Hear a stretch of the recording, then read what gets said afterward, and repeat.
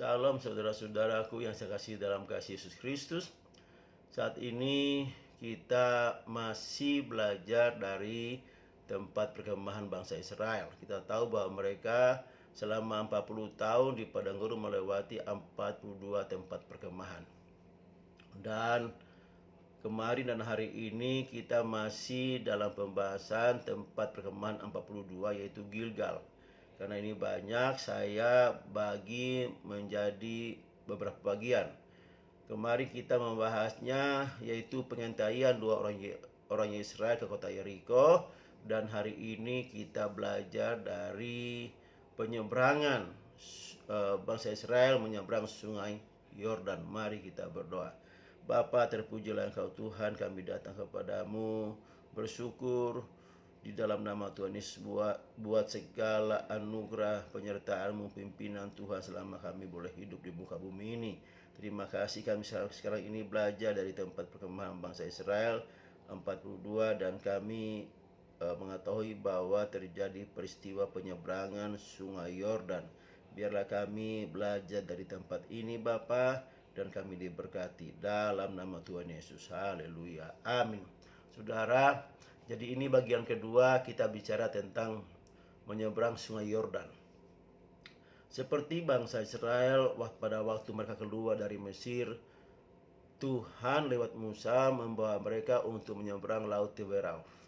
Dan mereka oleh karena Tuhan mengeringkan laut, memisahkan laut itu, maka mereka boleh berjalan di tempat yang kering di tengah-tengah laut. Dan sementara itu juga orang Mesir mengikuti Firaun dan pengawalnya, prajuritnya mengikuti dia dari belakang. Tapi tiba-tiba laut itu berbalik sehingga mereka ditewaskan di situ. Nah, saat ini juga tantangan pertama mereka untuk masuk ke tanah perjanjian, Yosua bersama bangsa Israel adalah menyeberang sungai Yordan, dan Tuhan perintahkan kepada mereka. Yosua 1 ayat 1 sampai 12. Yosua 1 ayat 1 sampai 2. Sesudah Musa hamba Tuhan itu mati, berfirmanlah Tuhan kepada Yosua bin Nun abdi Musa itu, demikian hambaku Musa telah mati, sebab itu bersiaplah sekarang, seberangilah sungai Yordan ini engkau dan seluruh bangsa ini menuju negeri yang akan kuberikan kepada mereka, kepada orang Israel itu. Saudara, demikian firman Tuhan. Jadi ini adalah perintah Tuhan untuk menyeberang sungai Yordan. Dan apa yang terjadi mujizatnya, saudara, pada saat mereka menyeberang sungai Yordan itu ada mujizat yang luar biasa, ya. Yosua 3 ayat 14 sampai 17. Ketika bangsa itu berangkat dari tempat perkemahan mereka untuk menyeberang sungai Yordan, para imam pengangkat tabut perjanjian itu berjalan di depan bangsa itu.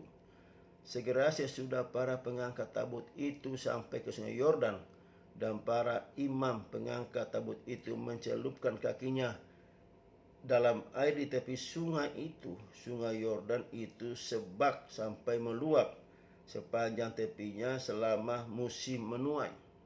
Maka berhentilah air itu mengalir. Air yang turun dari hulu meloncat menjadi bendungan jauh sekali di dekat Adam, kota yang terletak di sebelah Sartan.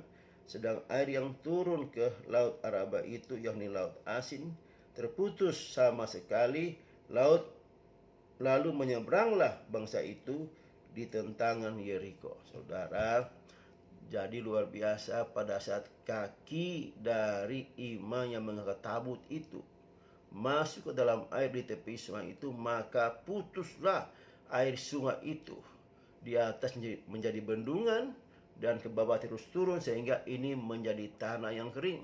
Dan mereka boleh melewati sampai seluruh bangsa itu melewatinya. Kemudian setelah selesai, baru para imam itu kembali naik lagi menyeberang ke tepinya, ke tanah yang kering. Barulah air itu kembali seperti biasa mengalir. Luar biasa, saudara. Dan mulai saat itu Tuhan membuat nama Yosua menjadi besar, ditakuti, disegani oleh seluruh bangsa Israel. Karena apa? Karena memang rencana Tuhan juga membuat supaya bangsa Israel takut kepada Yosua seperti mereka takut kepada Musa, saudara. Selain memang Tuhan mau menunjukkan bahwa dalam segala hal Dia menyertai bangsa itu, demikian juga akhirnya Yosua mendapat perkenanan Tuhan, bahwa mereka yakin bahwa saatnya Yosua memimpin mereka, saudara.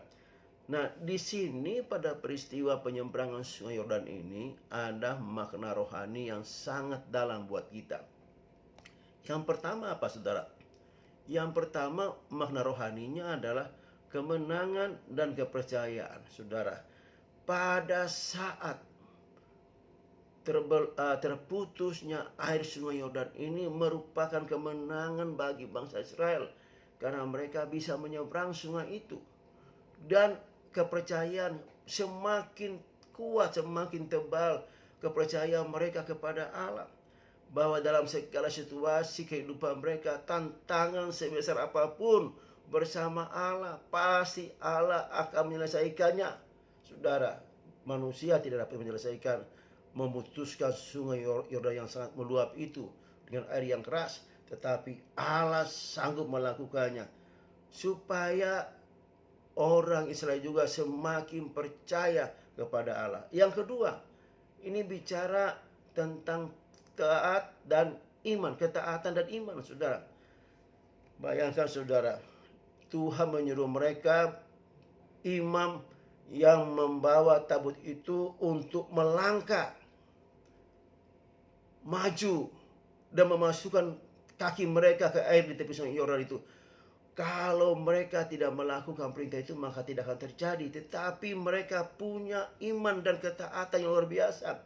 Sekarang mereka, generasi kedua ini, punya ketaatan yang luar biasa. Ketaatan kenapa? Sekarang menjadi semangat yang baru bagi mereka. Mereka harus taat kepada Tuhan.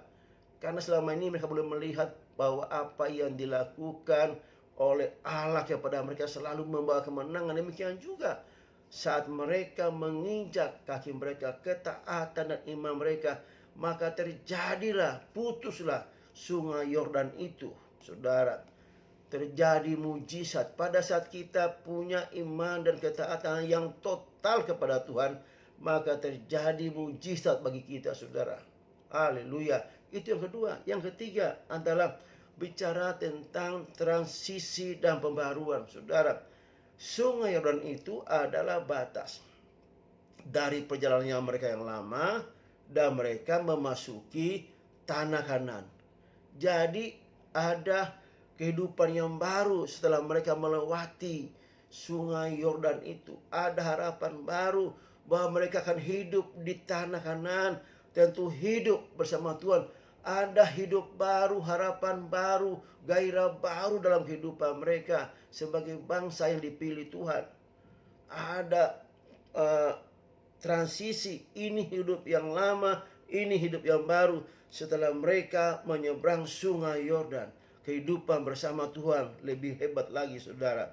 Kemudian yang keempat adalah mengingat dan menceritakan kebaikan Tuhan. Pada saat mereka melewati Sungai Yordan itu, maka 12 suku, satu orang mengambil 12 orang mengambil batu dari tengah-tengah Sungai Yordan itu dan membawanya ke tempat perkemahan di Gilgal.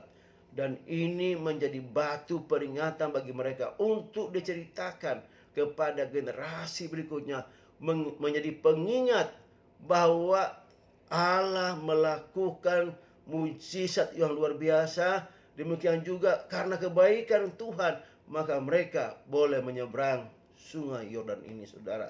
Dan ini yang dapat saya sampaikan, saudara, makna rohaninya dari tempat perkemahan ke-42 bagian kedua, yaitu penyeberangan Sungai Yordan, saudara.